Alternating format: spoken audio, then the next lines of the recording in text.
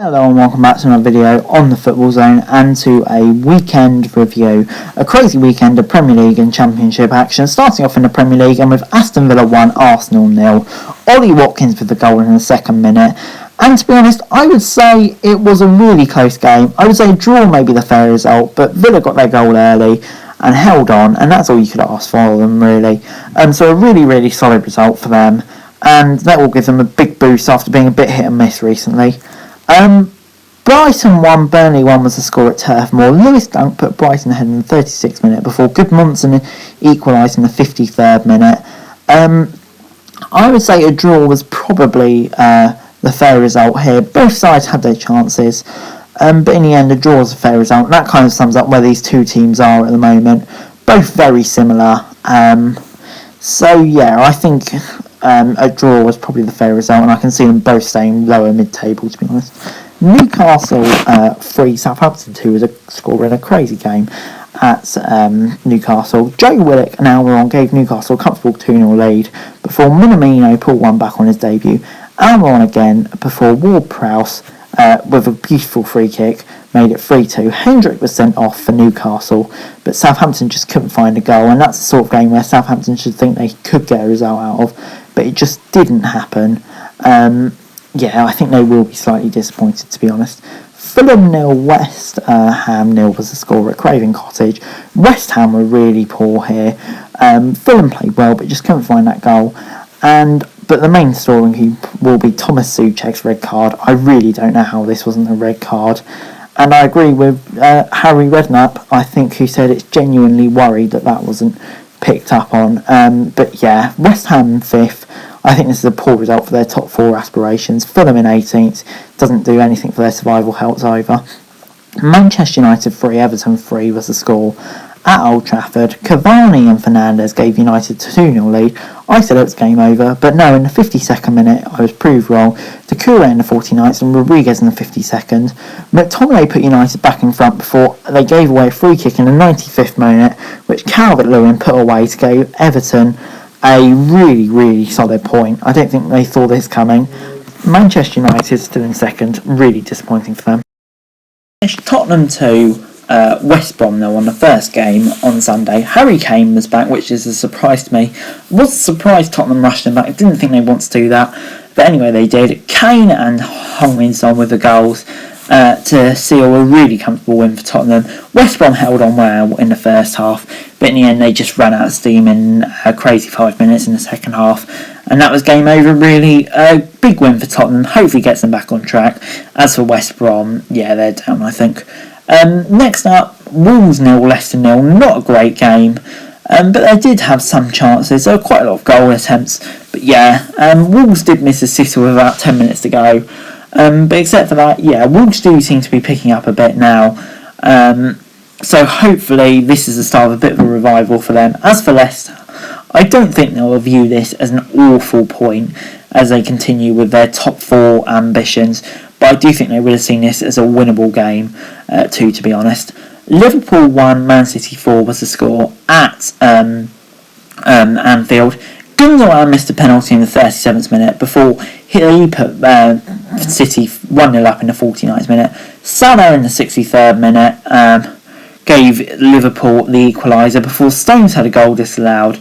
Gundogan again, Sterling 2 awful errors before Foden, what a strike this was, coming of age, and I think that's title over now. Yeah, City was just outstanding. Sheffield United 1, Chelsea 2 was the score at Bramall Lane. Mount in the 43rd minute gave Chelsea the crucial goal just before hold time. Rudiger, I don't know what he was doing, but just an awful mistake in the 54th minute. And then VAR just suddenly deciding that it was a penalty to Chelsea 2 minutes after the incident through Jorginho. And yeah, that was it, to be honest. A really solid win for Chelsea. They're looking much better under Tuchel. Sheffield United close, but no gutter return. Leeds 2, Crystal Palace 0 on Monday night. A really comfortable win for Leeds. They were outstanding here.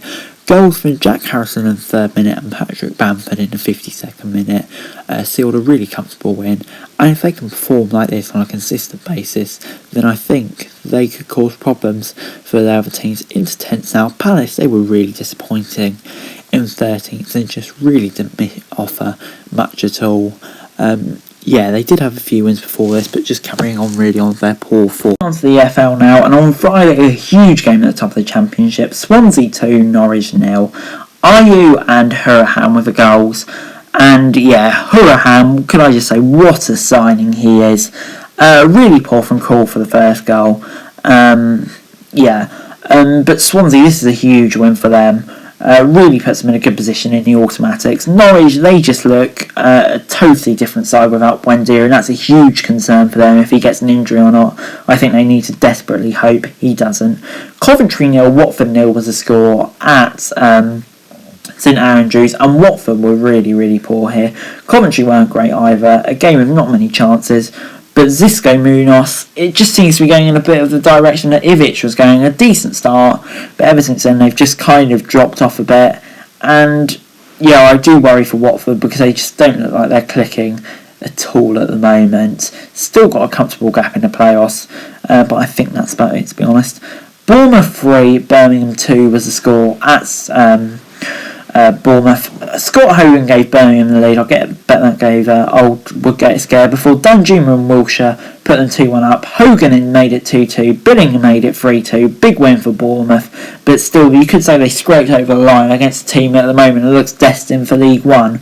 So really not a great result for Bournemouth. A win, but I think they maybe could have expected better. Birmingham looking ominous for them. Bristol City 0, Cardiff 2 was the score at Bristol City. Nelson and Moore with the goals for Cardiff.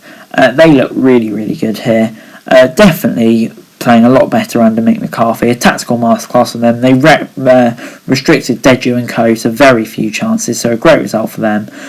Cardiff now pulling away from the relegation zone. Bristol City pulling away from the playoffs. I think it's looking bad for them. But anyway, Luton 1, Huddersfield 1 was the score at Kenilworth Road. Collins gave Luton the lead in the 11th minute before Sarr equalised in the 74th minute. Toffolo got sent off in the 92nd minute, but I don't know how Luton didn't win this. They had so many brilliant chances. It just wasn't their day. They're in 15th now. The Huddersfield in 17th. Huddersfield just 5 points clear of the relegation zone. Luton 6. Both could get dragged into it if they're not careful. Both are really not in great form at the moment. Middlesbrough 1, Brentford 4 was the score at the Riverside. Rail with a shocker in the 3rd minute, but he was outstanding for the rest of the game. Tony, Janelt, Jensen and Tony again with the goals for Brentford. What a performance from them. And they look destined for the Premier League. As Warnock said, the best 4-1 he'll ever see his side play, and I think that just sums up Brentford at the moment, because Middlesbrough just weren't even bad. It's just incredible the way they're playing at the moment.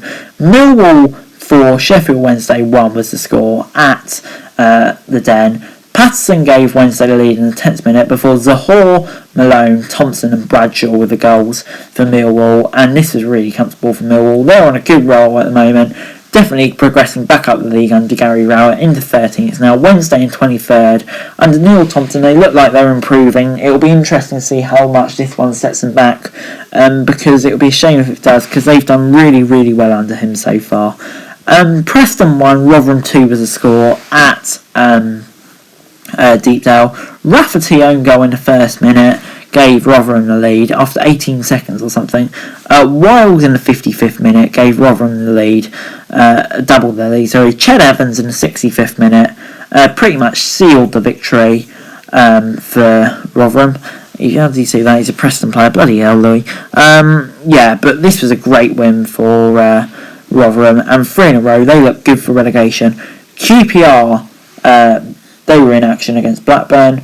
and they won 1-0. A really great result for them. Barbet with a goal in the 54th minute. Blackburn will be wondering how they didn't win this, or at least get something out of it. They had so many good chances, but Seny Dieng made some really good saves. He's outstanding. To be honest, I've been really impressed with what I've seen from him recently. And yeah, this is a huge win for QPR. They're getting really quite clear of relegation zone now. 5 points difference. Blackburn 6 odds for the playoffs. Disappointing for them. Stoke 0, Reading 0 was the score at the Britannia. Whenever these two play, I swear it's always really boring. I think this was the game, correct me if I'm wrong, where they had like 0 shots on target. I think there's 3 in this one. So yeah, really exciting. I actually hope Reading will get promoted just so this game isn't a thing next year. But yeah, Reading, this is a great result for them if they want to go for autos. Stoke not great for them in their playoff push, so I think both sides disappointed. Wycombe 0, Forest 3 was the score at Adams Park. Glenn Murray with 2 goals. Who'd have thought, 37 years old. And Knockaert with the other. Forest and Hove Albion is what I saw online, and that sums it up perfectly. As for Wycombe, yeah, I think they're down now with getting beat so comfortably by a team down the bottom as well. It's really, really looking like big odds for them to have any chance of staying up at the moment, to be honest. But anyway guys, that's it for this video. Thanks very much for watching. Remember to like, share, subscribe, let me know your thoughts in the comments down below, and to follow me on Twitter, link in the description below for daily football news, and subscribe to my channel on the screen right now. That'd be greatly appreciated. Thanks very much for watching. Peace!